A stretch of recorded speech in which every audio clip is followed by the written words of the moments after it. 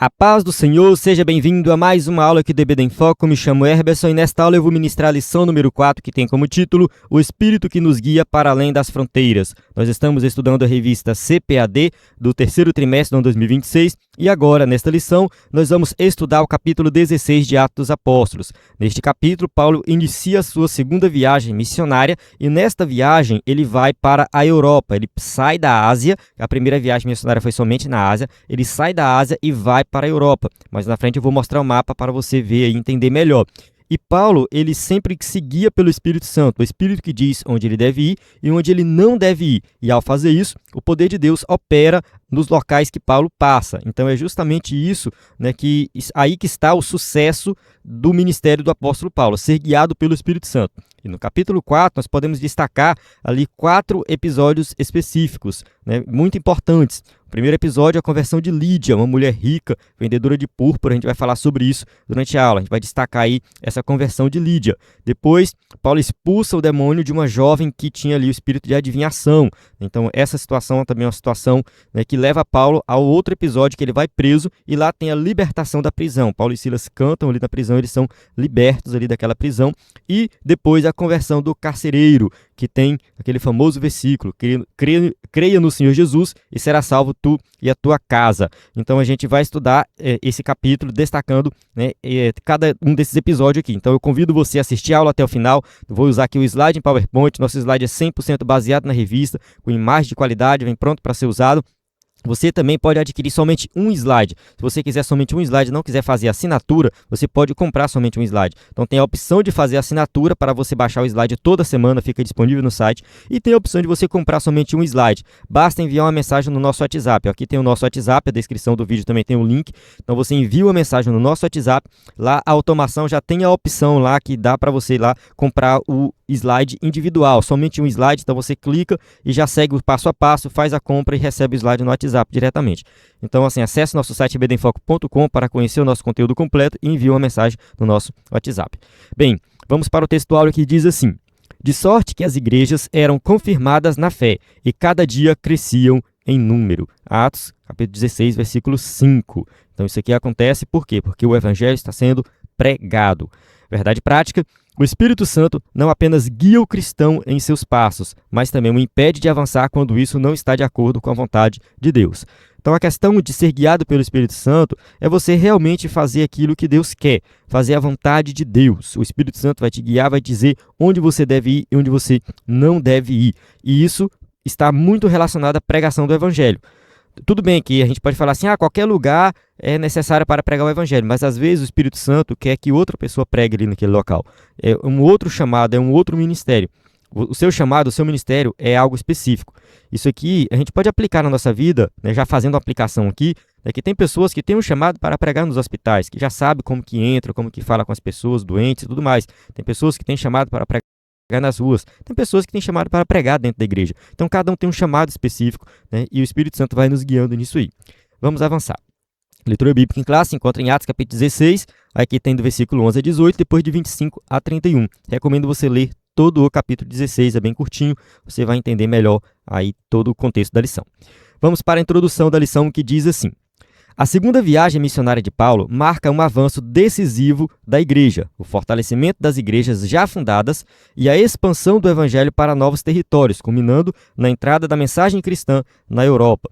Então, Paulo ele passa por algumas cidades que ele já tinha passado antes, fortalece a vida dos irmãos que já se converteram ali. Então, todos que já se converteram, que são crentes, são fortalecidos, e ele avança e vai para a região da Europa. Mesmo diante de conflitos e mudanças de rota, o Espírito Santo conduz cada passo, impedindo caminhos e abrindo outros conforme a vontade de Deus. Então, teve um momento que Paulo queria ir para uma região, o Espírito Santo o impediu.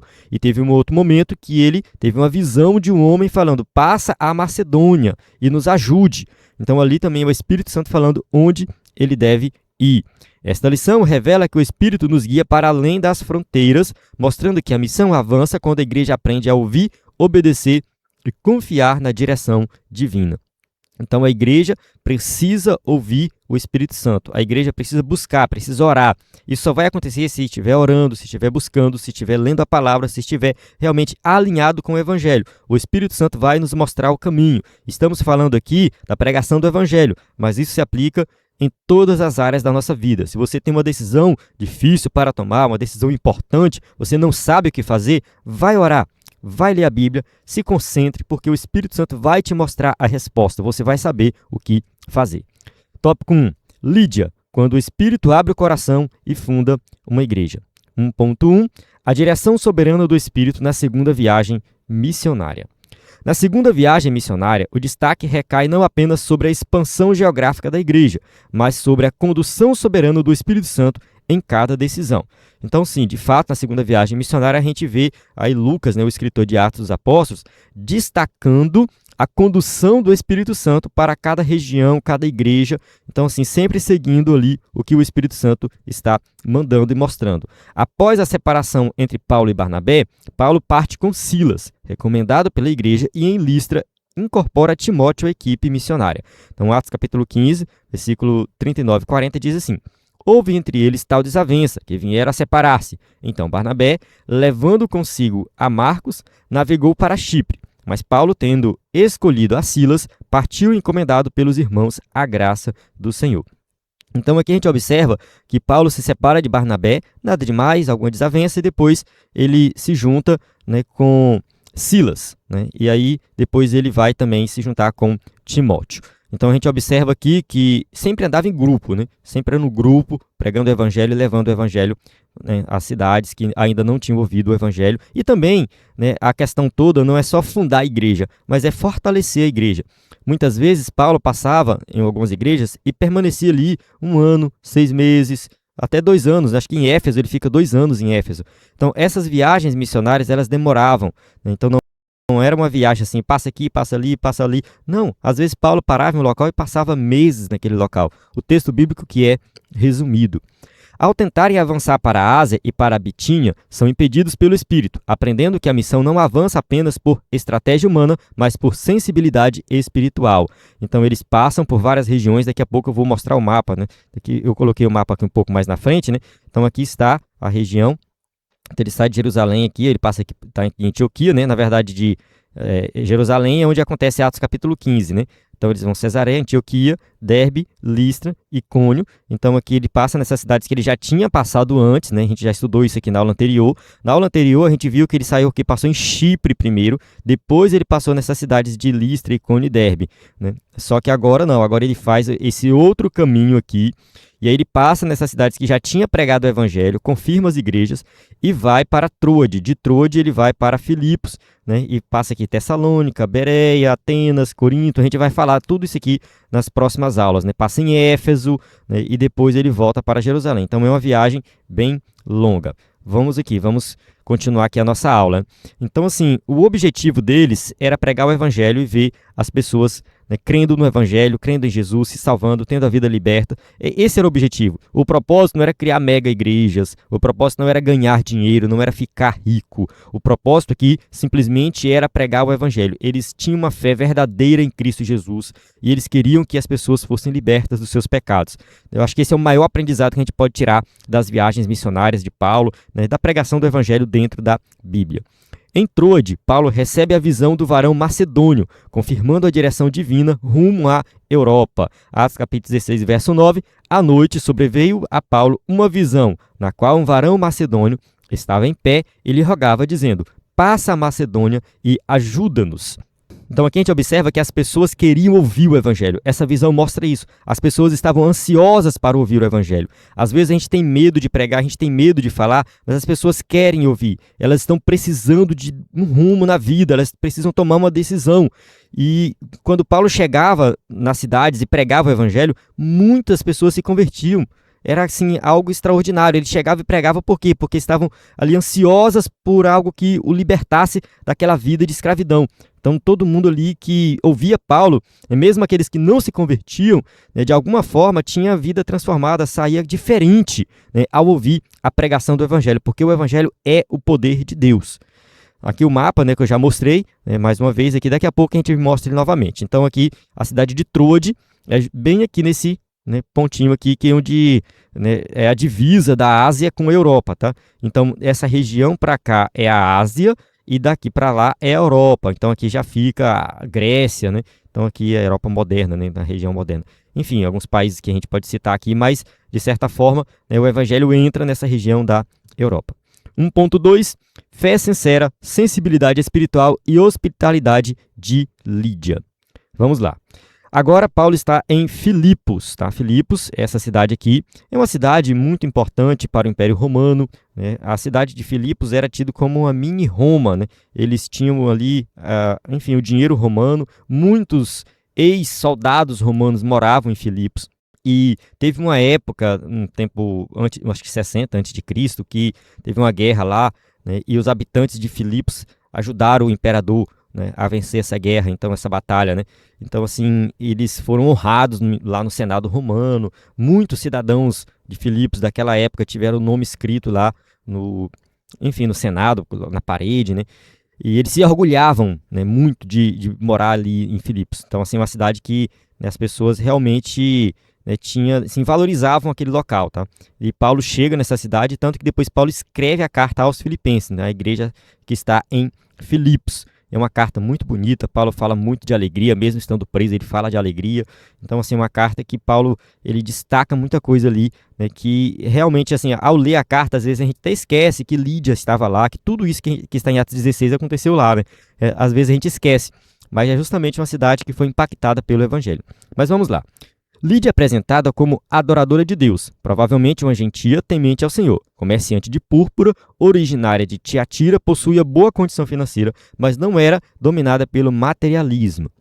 Aqui o escritor da revista vai destacar algumas questões aqui de Lídia, né? Então, assim, ela geralmente se afastava da cidade e ficava ali na beira do rio, que era provavelmente um local de oração, um local que as pessoas se reuniam para orar, enfim. Mesmo que não fossem pessoas convertidas ao cristianismo, não eram pessoas que criam em Jesus, porque o evangelho não tinha chegado ali ainda, mas era um local que as pessoas se retiravam de alguma forma para meditar. E Lídia, né, ela vendia púrpura, isso significa que ela era rica, ou seja, ela é uma mulher que comercializava um material que somente pessoas ricas compravam. A cor púrpura era um pigmento que era tirado de moluscos marinhos, era muito difícil conseguir esse pigmento. Ele era muito caro, ele era, assim, tipo assim, era valor de ouro naquela época. Então, assim, a púrpura não era qualquer tipo de pigmento. Então, assim, somente reis, governadores, pessoas muito ricas que usavam púrpura. Se a gente lembrar ali da parábola do rico e do Lázaro, né, o texto diz que o rico usava púrpura. Então, assim, ali é o símbolo da riqueza naquela época. Então, assim, tudo indica que ela era uma mulher muito rica. O escritor da revista deduz aqui que ela não era dominada pelo materialismo. Nós não sabemos, mas pela simplicidade dela, de convidar os apóstolos depois para a casa dela e tudo mais, a gente vê que realmente, de fato, ela era uma mulher simples.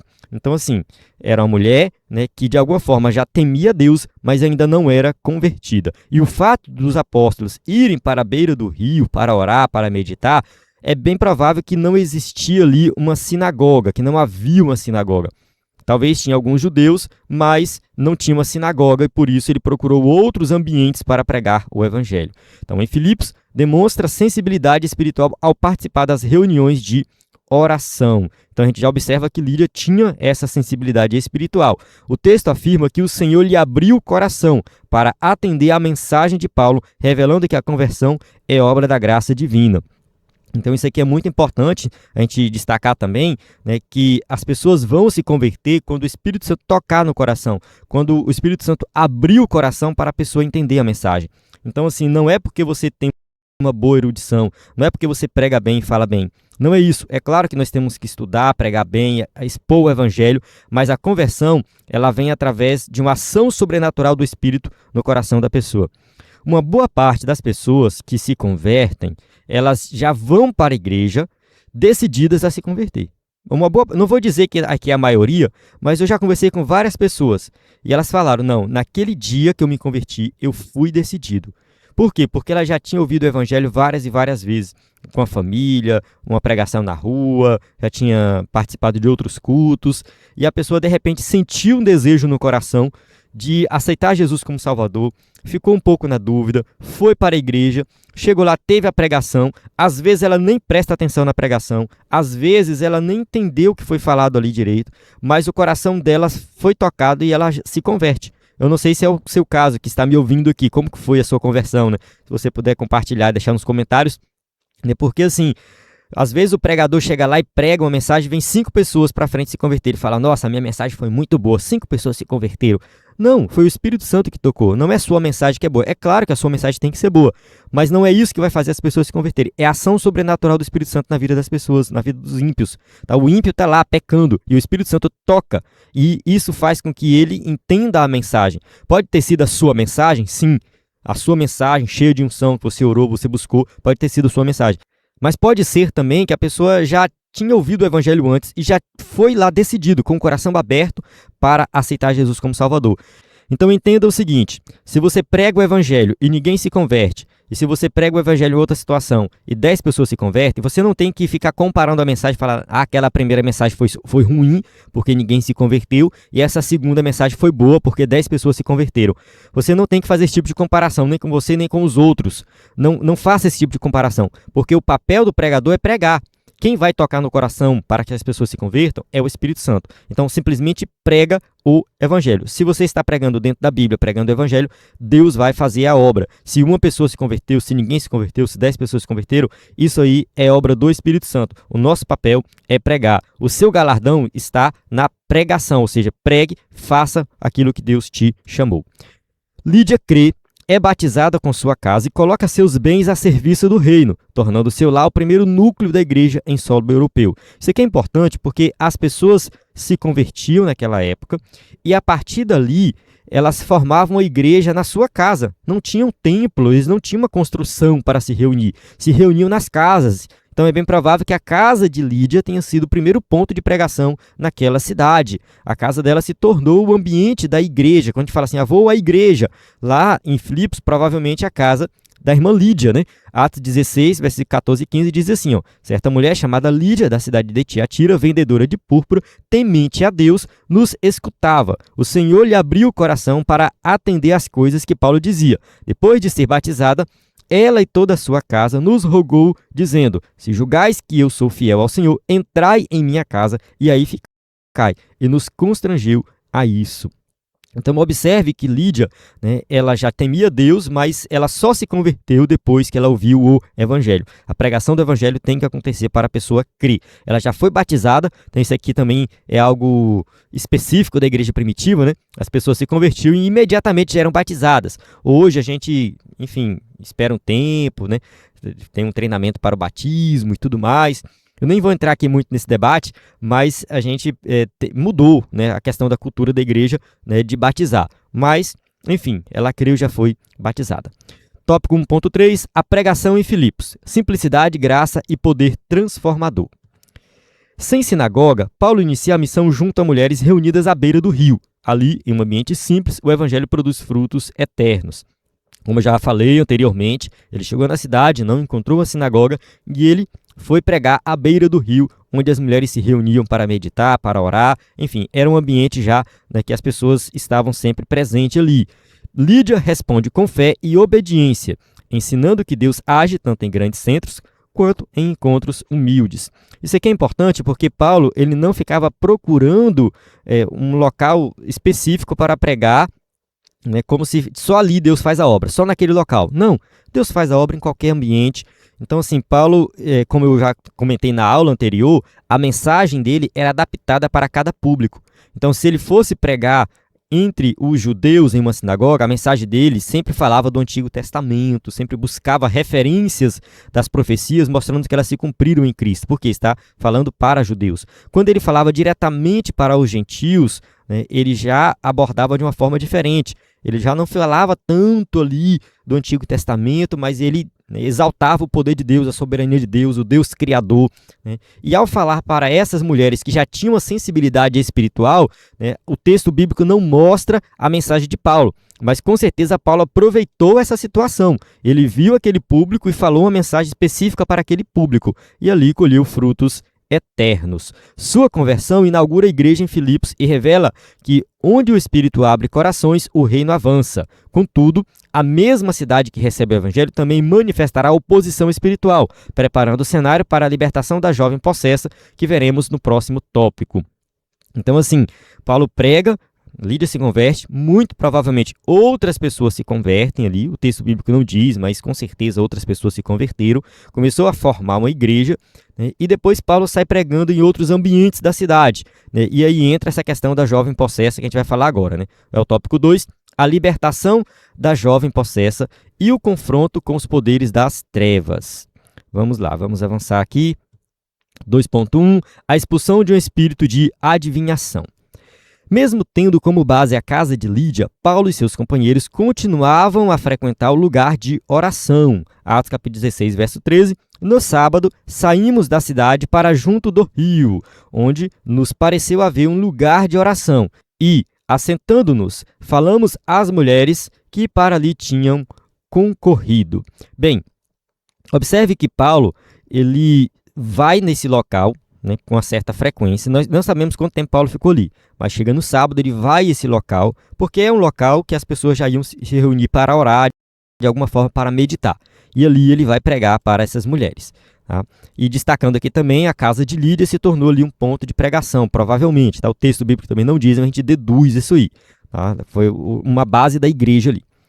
Numa dessas ocasiões, encontraram uma jovem escrava possessa por um espírito de adivinhação, né, do grego aqui, né, é pneuma pitona, né, que seria o espírito de adivinhação, prática condenada pelas escrituras. Então Paulo estava em um local público pregando o evangelho e ali aparece essa jovem.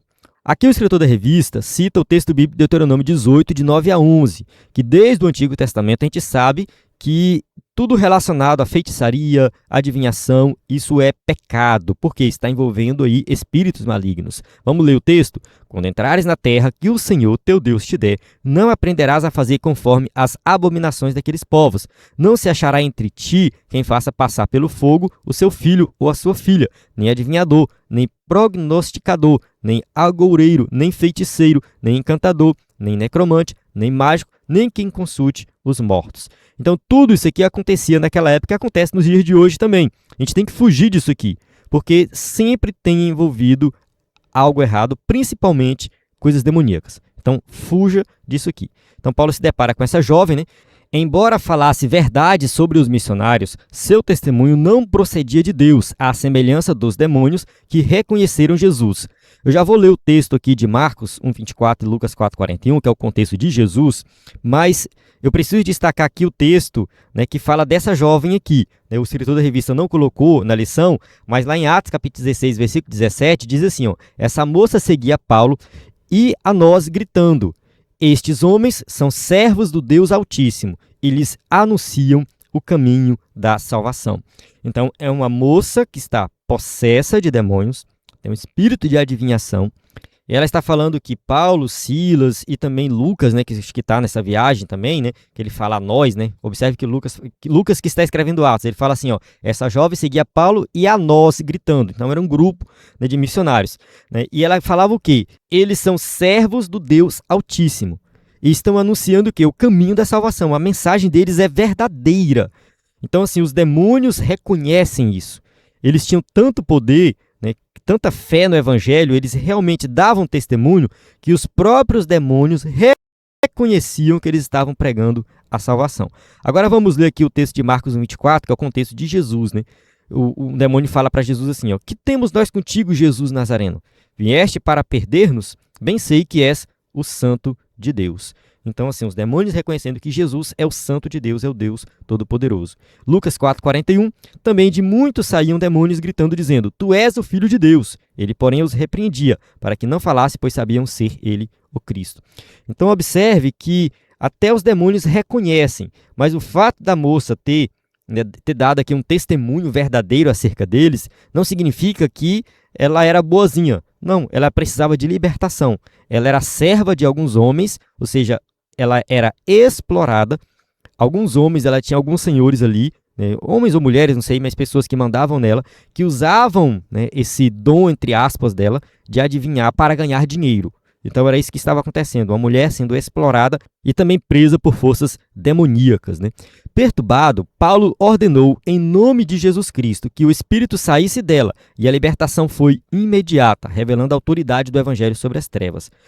Vamos ler o texto de Atos 16, verso 18? Isso se repetia por muitos dias. Então Paulo, já indignado, voltando-se, disse ao espírito: em nome de Jesus Cristo, eu te mando, retira-te dela. E ele, na mesma hora, saiu. A gente pode levantar alguns questionamentos aqui. Primeiro, por que Paulo não expulsou esse demônio logo no início?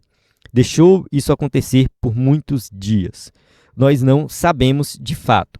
Talvez, né, Paulo achou de início ali que era só uma mulher qualquer e não necessariamente tinha algum espírito maligno. Tá? Talvez Paulo pensou dessa forma, né? Enfim, talvez também Paulo tenha se informado melhor sobre ela em outra situação. Tipo assim, foi lá, pregou o evangelho, ela foi lá e falou aquilo. No dia seguinte de novo, no dia seguinte de novo. Pegou informações, quem é essa jovem, o que acontece? Aí as pessoas explicaram, olha, essa jovem, ela é uma jovem que tem os senhores dela, que força ela e tal. Ela tem esse dom de adivinhação. E aí Paulo foi e entendeu melhor quem era ela e sabia que ali era um espírito maligno. Então assim, nós não sabemos de fato, né? Paulo esperou alguns dias. Isso aqui também deixa a lição, né, para nós, que tem algumas igrejas aí que só foca nessa questão de expulsão de demônio, né, e não fala do evangelho. E a preocupação de Paulo era pregar o evangelho. A expulsão do demônio aqui, né, foi uma consequência, foi algo que aconteceu no meio do caminho e também uma demonstração do poder de Deus, né, e trouxe libertação para essa jovem. O texto não diz que ela se converteu. Talvez sim, mas o mais importante é que ela foi liberta dos demônios, né, e também provavelmente liberta dos seus senhores, né, que escravizavam ela para ganhar dinheiro, lucrar com ela. Tópico 2.2, a reação dos exploradores e a perseguição injusta. A libertação da jovem significou prejuízo financeiro para seus senhores, que, movidos por interesses econômicos, arrastaram Paulo e Silas às autoridades. Atos 16, verso 19, vendo os seus senhores que se lhes desfizera a esperança do lucro, agarrando em Paulo e Silas, os arrastaram para a praça à presença das autoridades. Então, assim, as pessoas que comandavam ali, né, aquela jovem, né, levaram prejuízo, porque agora ela não adivinhava mais, e como ela não tinha mais esse poder de adivinhação, eles, né, ficaram no prejuízo e resolveram agora prender Paulo e Silas. Sob falsas acusações de perturbação da ordem pública, os missionários foram condenados sem julgamento, açoitados publicamente e lançados na prisão. Então observe que eles não estavam preocupados em cumprir a lei romana, não estavam preocupados com a ordem na cidade, nada disso. A motivação aqui foi puramente financeira. Eles ficaram no prejuízo por causa da libertação daquela jovem e por esse motivo, né, eles levaram Paulo à condenação, foram condenados sem julgamento, mesmo eles sendo ali cidadãos romanos, né? Eles não poderiam passar por isso. Lá na frente, Paulo explica, olha, nós somos cidadãos romanos, vocês fizeram tudo isso com a gente e simplesmente vêm aqui e nos liberta sem falar nada? Não, a gente quer que vocês deem satisfação disso aí. Então, assim, né, eles não tiveram a oportunidade de se defender. Então depois eles ficaram preocupados, né? Nós açoitamos cidadãos romanos, como assim? Não? Enfim, então assim, foi uma situação bem complicada, né? Mas vamos ler o texto aqui, ó. Atos 16, versículo 22 a 23. Levantou-se a multidão unida contra eles, e os pretores, rasgando-lhes as vestes, mandaram açoitá-los com varas. E depois de lhes darem muitos açoites, os lançaram no cárcere, ordenando ao carcereiro que os guardasse com toda a segurança. Então assim, eles foram presos, açoitados por pregar o evangelho. Isso aqui aconteceu por causa da libertação, né, daquela jovem, né, que estava oprimida pelo diabo. Então, pregando o evangelho, fazendo o que é certo, eles passaram por tudo isso. A fé cristã mostrou-se uma ameaça não à ordem social, mas a sistemas de exploração transvestidos de religiosidade. Então foi isso que aconteceu, né? Ali era um sistema de exploração. Né? E quando a gente bate de frente com sistemas de exploração, todo tipo de exploração que acontece na sociedade, exploração do trabalho, exploração financeira, seja o que for, se a gente bate de frente, a gente vai sofrer as consequências. E a igreja tem que fazer isso. A igreja ela não pode concordar com a exploração. A igreja não pode concordar com uma opressão na sociedade. A igreja tem que bater de frente e tem que denunciar. A gente precisa denunciar todo o sistema de exploração, né, e pregar o evangelho para que haja libertação. Tópico 2.3, a falha da justiça humana. Os magistrados romanos ignoraram o devido processo legal e violaram os direitos de Paulo e Silas como cidadãos romanos. Como eu já falei anteriormente, né, eles não poderiam ter feito isso aqui. Não poderiam, jamais, porque eles eram cidadãos romanos. Né? E o texto a gente já leu, né? Atos 16, 22 a 24, a gente leu aqui o 22 e 23 já, né? Então, para ganhar tempo, a gente vai avançar aqui, ó. O episódio evidencia que a justiça humana é falha e pode ser movida por pressões e interesses, mas isso não frustra os propósitos de Deus. Não, sim, a justiça humana vai falhar, vai errar, mas a gente precisa confiar em Deus. Salmo 37, versos 12 e 13, trama o ímpio contra o justo e contra ele ringe os dentes. Riciar dele o Senhor, pois vê estar se aproximando o seu dia.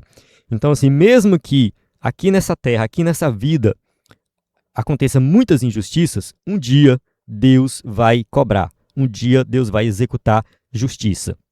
Nós precisamos crer que a justiça ela vai acontecer um dia. Nós vivemos em um universo justo, em um Deus justo. Então, mesmo tendo injustiças nessa vida, aqui nessa terra, um dia Deus vai cobrar dessas pessoas. Então, o texto diz isso, o texto do Salmo aqui, né? Rir-se-á dele o Senhor, pois vê estar se aproximando o seu dia.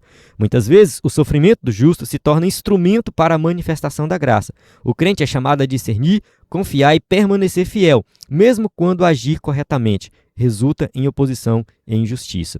Então, assim, faça o que é certo, haja corretamente, mesmo que, no final das contas, você vai ser injustiçado. Mas você vai ser injustiçado fazendo o que é certo, pregando o evangelho, defendendo a justiça. Deus continua soberano, inclusive nas prisões da vida. E é justamente nesse contexto que o Senhor transformará a dor em testemunho, como no episódio da prisão de Paulo e Silas e a conversão do carcereiro. Então, essa situação aqui de Paulo ser açoitado, ser preso, né, Paulo e Silas, né, e, enfim, levou à conversão do carcereiro e toda a sua família. Então, observe que Deus ele vai transformar essas situações ruins em algo bom lá na frente. De alguma forma, né, Deus tem algo reservado para nós. Então, aqui, passaram por isso, né, foi difícil, mas uma pessoa foi salva. E talvez, através daquele carcereiro, não somente um, né, a família dele toda foi salva. E, através dele, muitas outras pessoas também foram salvas. Tópico 3, a prisão de Paulo e Silas e a conversão do carcereiro. 3.1, açoitados e presos por causa do evangelho. Falsamente acusados, Paulo e Silas foram publicamente açoitados e lançados no cárcere interior de Filipos, com os pés presos no tronco. Tratados como criminosos perigosos, sofreram humilhação, dor e injustiça. O cárcere interior, provavelmente localizado no subsolo, era um lugar de escuridão e sofrimento extremo. Assim, as prisões naquela época não eram como nos dias de hoje, né, que tem ali uma cela, por mais que seja ruim nos dias de hoje, né, é um local que dá para viver. Naquela época não dava. As prisões lá, elas eram locais assim provisórios, porque a pessoa ia presa e depois de um tempo ela era mandada para um campo para trabalhar ou para navios, né, ficar naqueles navios remando, ou então eles, enfim, eram executados. Então não era um local para a pessoa ficar lá 10 anos preso. Tá? Por quê? Porque ninguém dava conta. Era algo horrível, era escuro, era um sofrimento extremo. Então, assim, eram prisões de grande sofrimento mesmo. Né? Então eles ficaram nesse local insalubre, um local muito ruim mesmo. Tá? Só que isso não foi impedimento para eles louvar ao Senhor. Né? Contudo, aquele ambiente de aflição tornou-se cenário da manifestação do poder de Deus, mostrando que nenhuma prisão é capaz de limitar a ação soberana do Senhor. Então, não importa a situação, Deus vai agir. 3.2, o louvor que abre portas e transforma ambientes. Por volta da meia-noite, mesmo feridos e imobilizados, Paulo e Silas oravam e cantavam hinos a Deus. Então, assim, situação difícil, com os pés e mãos amarrados, um local insalubre, meia-noite, cansados, depois de terem sido açoitados, o que eles estavam fazendo?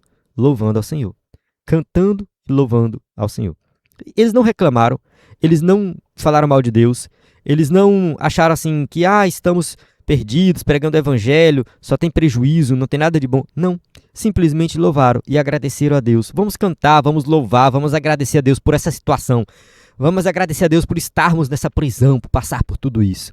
Foi isso que eles fizeram, né? E ali Deus derramou uma bênção grande na vida deles, né? O louvor nascido em meio à dor revelou uma fé que não depende das circunstâncias, né? Vamos ler aqui Romanos 5:3. E não somente isto, mas também nos gloriamos nas próprias tribulações, sabendo que a tribulação produz perseverança. Então a ideia é essa: você passa por tribulação, isso vai produzir perseverança, você vai se tornar mais perseverante. Tiago 1:2, meus irmãos, tende por motivo de toda alegria o passardes por várias provações. Então se alegrem por passar por provações. Ao passar por uma provação e confiar em Deus e louvar o nome do Senhor e agradecer a Ele por tudo, você vai receber as bênçãos de Deus. Então não importa a situação, sempre agradeça a Deus. Sempre olhe aquela situação como algo que Deus tem ali para você, que você não está enxergando. Tem algo ali que Deus tem para você que você não está enxergando, você não está vendo, mas tem algo ali. Então, assim, simplesmente louve e agradeça a Deus. Não importa a situação. Às vezes, Deus quer salvar outra pessoa através do teu sofrimento. E isso é uma bênção, né? É bênção de Deus. Subitamente, um terremoto sacudiu a prisão, abriu as portas e soltou as cadeias de todos os presos. Então não sabemos como foi que isso aconteceu, mas foi algo extraordinário, um milagre divino. Esse terremoto, libertou todos os presos. O milagre foi tão impactante que ninguém tentou fugir, evidenciando que a presença de Deus gera reverência e temor. Então, assim, meio que as pessoas perceberam ali que tinha algo extraordinário acontecendo. Tá? Não foi um terremoto qualquer, foi a ação sobrenatural de Deus. Tópico 3.3, a conversão do carcereiro e a vitória da graça. Ao ver as portas abertas, o carcereiro, tomado de desespero, tentou tirar a própria vida, mas foi impedido por Paulo. Então isso aqui é uma passagem muito conhecida, né? A gente já estudou várias vezes em lições anteriores, é pregado na igreja e tudo mais. O carcereiro, ele falou assim, não, agora eu vou, vão me matar, né? Porque todo mundo vai fugir, eu sou responsável pelos presos, então eu vou morrer. Então é melhor eu tirar a própria vida logo. E Paulo o impediu, né? Quantas pessoas já, tentaram tirar a própria vida e naquele momento alguém pregou, naquele momento ele ouviu uma mensagem, naquele momento, né, quem sabe até algo na TV ou no rádio, né, já vi situações nesse sentido, né, testemunhos nesse sentido. A pessoa estava programando para tirar a própria vida, já estava tudo certo, ela ligou o rádio ali e aí tinha um pregador falando, né, diretamente assim, meio que direto, olha, você que está tentando tirar a própria vida, não faça isso e tudo mais. E aquela pessoa, ela falou, não, está falando comigo diretamente. Então, assim, é importante pregar em qualquer situação, é importante falar, porque tem pessoas aí que estão sofrendo, estão passando por um sofrimento muito grande. E essa mensagem ser divulgada, né, o máximo, né, que a gente puder fazer, vai impedir muitos suicídios. Vai impedir, tá? Infelizmente, muitas pessoas, né, pensam em tirar a própria vida. A depressão tem atingido uma grande quantidade de jovens e adultos também. Enfim, tem muita gente precisando, né, de ajuda, e o evangelho ele pode libertar, o evangelho ele pode salvar. No caso aqui, né, Paulo pregou para aquele carcereiro, não deixou ele tirar a própria vida, ninguém fugiu, né? Profundamente impactado, perguntou, o que devo fazer para ser salvo? A resposta foi clara, crê no Senhor Jesus Cristo e será salvo tu e a tua casa. Então observe que é muito simples. O evangelho é muito simples. Creia no Senhor. Tenha fé nele. Somente isso. Creia que ele vai perdoar os seus pecados. Creia que ele vai te dar uma nova vida. E você vai ser salvo. Você e a sua casa. É claro que a casa dele, no caso, esposa, filhos, eles também precisaram ouvir o evangelho. Eles precisaram crer no evangelho também. Tá? Então tem muita gente que usa essa passagem para dizer assim, basta um crer que todo mundo está salvo. Não. Aqui é que eles também ouviram o evangelho. Então, assim, a pregação foi para todos da casa. É que também naquela época, a cultura daquela época era uma cultura muito assim. Se o líder da casa segue uma religião, todo mundo segue automaticamente. Então, enfim, o fato dele crer no evangelho, abrir o coração para o evangelho, significava que ele abria as portas da casa dele para pregar o evangelho para todos, para que todos de fato crescem também. Ele creu, cuidou das feridas dos missionários, foi batizado com a sua família e recebeu-os com alegria. Onde o evangelho entra, vidas e lares são transformados. Segunda carta de Paulo aos Coríntios 5,17. E assim, se alguém está em Cristo, é nova criatura. As coisas antigas já passaram, eis que se fizeram novas.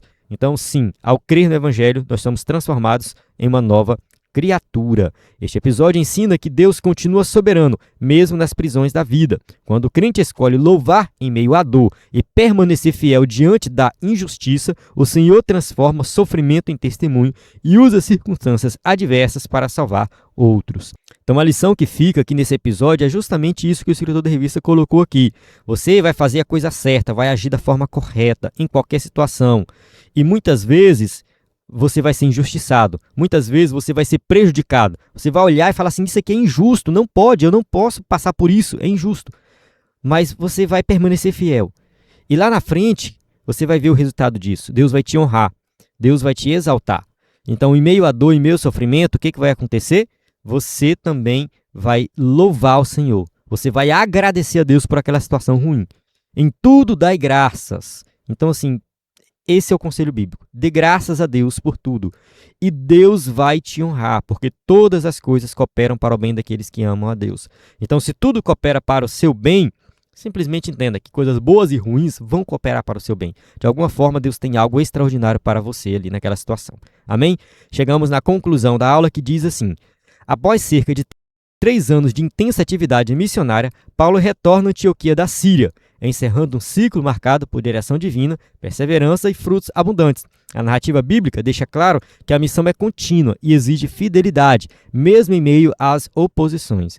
Guiados pelo Espírito Santo, os servos de Deus avançam, a igreja é fortalecida e novas comunidades cristãs são estabelecidas, inclusive no solo europeu. A expansão do reino depende de obreiros comprometidos com a palavra e sensíveis à voz do Espírito. Assim como Paulo, sejamos fiéis, ousados e obedientes à direção do Espírito Santo em cada etapa da nossa caminhada cristã. Então aqui a conclusão, o escritor da revista vai destacar aqui que essa viagem missionária durou 3 anos. Então, como eu já falei anteriormente, essas viagens demoravam muito. Paulo às vezes passava na cidade, passava alguns meses ali. E tudo isso foi marcado por bênçãos de Deus, pessoas se convertendo, a igreja foi crescendo, milagres aconteceram, novas comunidades cristãs foram surgindo, e o evangelho foi expandindo, atingiu todo mundo e chegou até nós hoje. Então, assim, se nós hoje fomos alcançados pelo evangelho, foi por causa da obra missionária lá dos primeiros cristãos, por causa dessa obra missionária do apóstolo Paulo.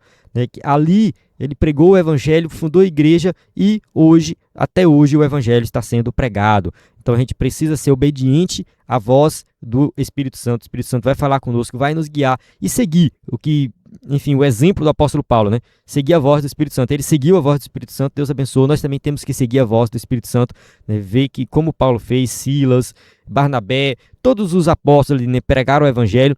A gente tem registrado em Atos dos Apóstolos alguns episódios, mas assim, teve muitos outros episódios que não estão registrados ali. Muitos outros evangelistas e pregadores e pastores surgiram na igreja primitiva, que nós não conhecemos a história, mas todos eles contribuíram para a pregação do evangelho.